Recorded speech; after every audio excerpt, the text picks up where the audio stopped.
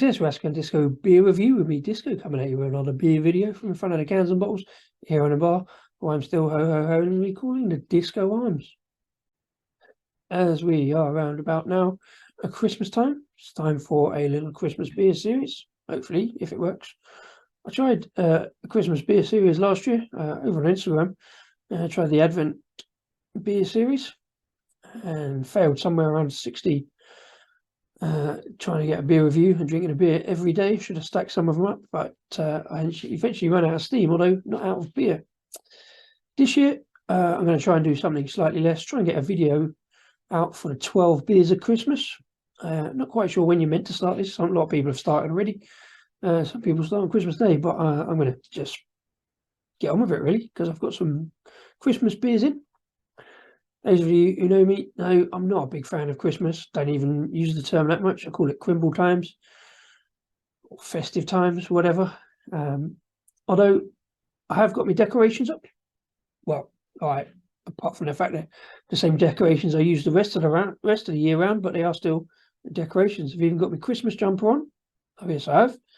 Depicts Santa Claus and the reindeer leaving the North Pole to deliver presents in a heavy snowstorm. It's my story and I'm sticking to it. Anyway, got a bunch of Christmas beers in, so I thought we'd have a look. Christmas does lend itself to my kind of beer, usually kind of a lot of adjuncty beers, a lot of spice beers and things like that. This one I'm starting off with probably one of my favourites. It's one I've had every year for the last few years, since trying a half of it in the Piccadilly Tap in Manchester, just by the station. It's only half because I was on a bit of a rush for a train. And then since getting beers for home delivery in the last couple of years, I've always got some cans out of Brass Castle up in Malton in North Yorkshire. This time I actually got tacked onto the end of a Trembling Madness order in York, but I'm always looking forward to this one about this time of year. So let's get it into the glass and let the festivities begin. It is a 5.7% fig, blueberry, and almond porter. Probably don't see fig too much. I certainly don't see them in beers too often. So I have had this one before. I do fairly know what it's like, so I will pick it up again. I don't think they changed the recipe too much from year to year. Let's see what this one's like. Pours out into the glass, pretty bubbly, with a nice off-white, fairly bubbly. I wouldn't say it's particularly creamy head, but fairly bubbly. Looks good in the glass, using the turning point glass for this one. I've got a Brass Castle glass, but it's a pint glass, and I actually prefer this one. So, in terms of shape, I think it suits the beer a bit better as well. So, nice and dark in the glass. Brass Castle, as always, incredibly difficult to photograph and indeed video on their cans. That's not a complaint, being that they put the name down sideways. Best thing about them, of course, is, and I say this all the time, feature Brass Castle quite a lot, is the Brass Castle logo. It's a ambigram. It's quite difficult to read, but you can see where it forms of a Brass Castle. But it reads the same both ways, which just kind of amuses me. Apart from the excellent beers, one of the things that kind of draws me into Brass Castle, and I do feature quite a lot of their beers. I'd say this one, fig, almond, and blueberry in this one. Let's see what we can get.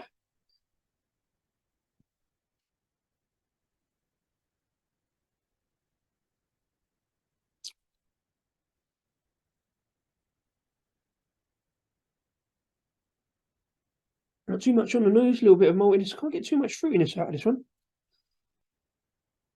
But my nose this time of year, it's fairly well blocked up anyway. It's not that great the best of times, but not too much on the nose. Let's dive in and see if we get some of those flavours. Cheers.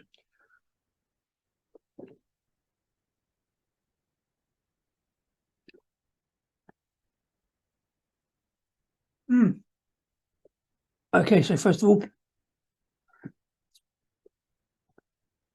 fairly solid porter. Got those malty notes. There's only a touch of the kind of bourbon biscuity taste that I like out of a porter. But there's some definitely fruity notes to it.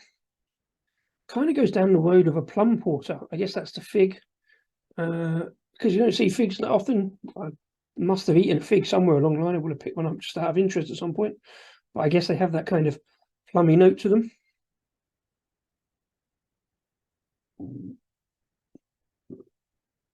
It's quite well carbonated. There's not a thick voluptuousness to it. It is a good porter.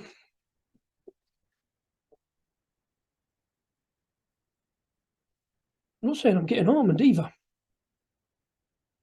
but I think it's just sort of slightly there in the background as a kind of background kind of nuttiness, savouriness, slight smoke note to it. Also from the dark malts.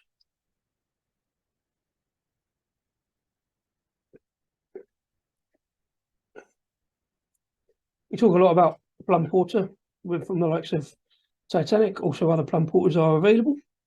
This one, I think, tucks up behind that very nicely. Once again, I've got it's probably a little bit too chilled from my beer stash. It needs to be a degree or two warmer to really bring out those fruit notes and those malt notes.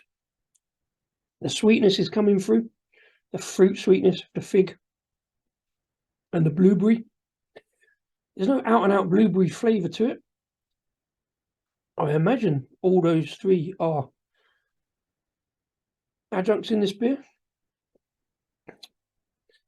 As always, travel the beer and see what we get a little bit further down the glass. Back in a sec. Yeah, so much further down the glass.